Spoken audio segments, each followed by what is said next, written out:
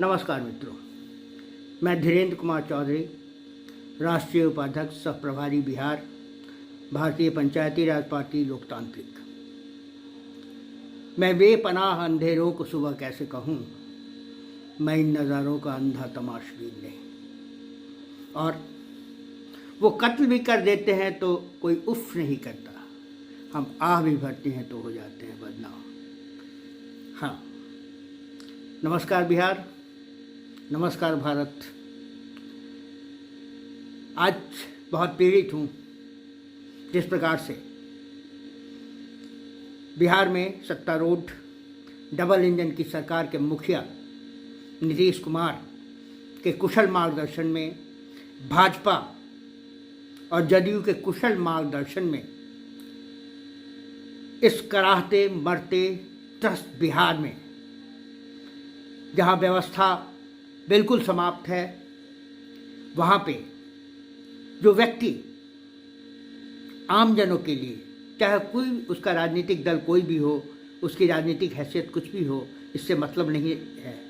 मतलब इस बात से है कि इस परिस्थिति में जिसने अपने जान की परवाह न करते हुए जहाँ भी आवश्यकता हुई वहाँ जाकर लोगों की मदद की अपने क्षमता अनुसार, जिसने इस सरकार के ढपोर संघ की सरकार के सभी दावों का सच्चा आईना पूरे बिहार को दिखाया, आवाम को दिखाया, देश को दिखाया। जी, मैं पप्पू यादव जी की बात कर रहा हूँ। उसको आज हमारे इस महान सरकार ने, इस असंवेदनशील, निर्दयी, लोगों की जान से खेलने वाली सरकार ने कोविड नियमों का उल्लंघन करने के आरोप में गिरफ्तार कर लिया। आरोप ये लगाया गया कि उन्होंने कोविड नियमों की धज्जियां उड़ाई गई है।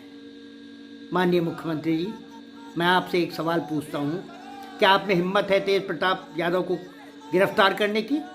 पिछले 2 दिनों से गर्दनीबाग अस्पताल से लेकर PMCH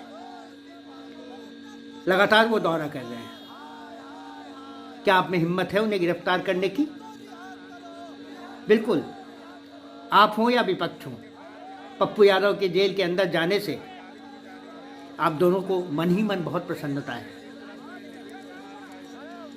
आप में से कितने नेता, चाहे भारतीय जनता पार्टी के हों, चाहे जनता दल यूनाइटेड के हों या राजद के हों, लोगों के बीच में जा रहे हैं, लोगों की सेवा कर रहे हैं, अपनी जान की परवाह नहीं करते हुए लोगों की सेवा कर रहे हैं? आपके स्वास्थ्य मंत्री, जिन्हें अस्पताल जाना चाहिए था, देखना चाहिए था, वो तो बहुत सुरक्षित अपने घर में बैठे हुए हैं।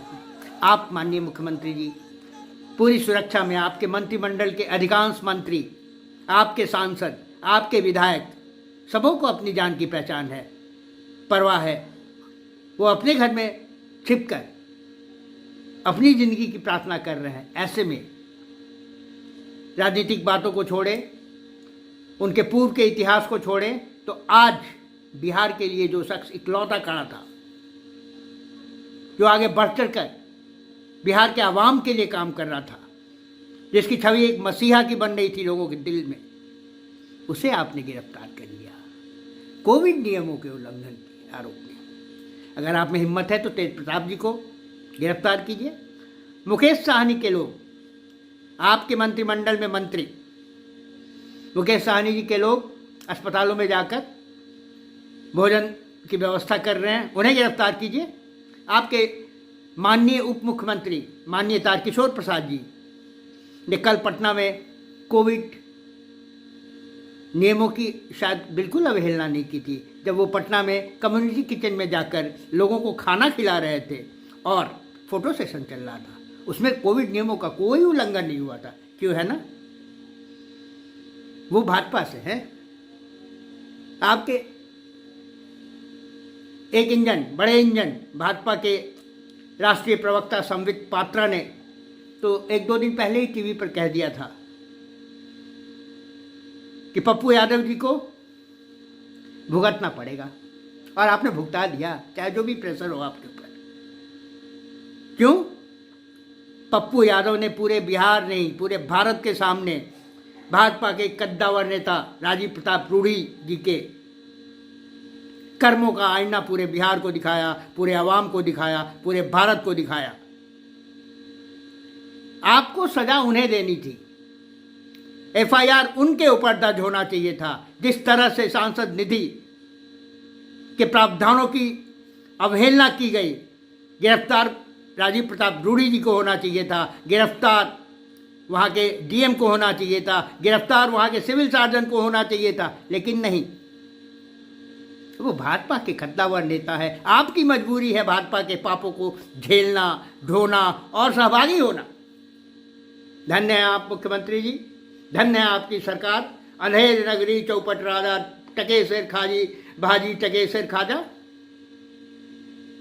बिहार के भाइयों, ये खामोशी तुम्हें जीने नहीं देगी। अगर जीना है तो कोहराम मचाना होगा।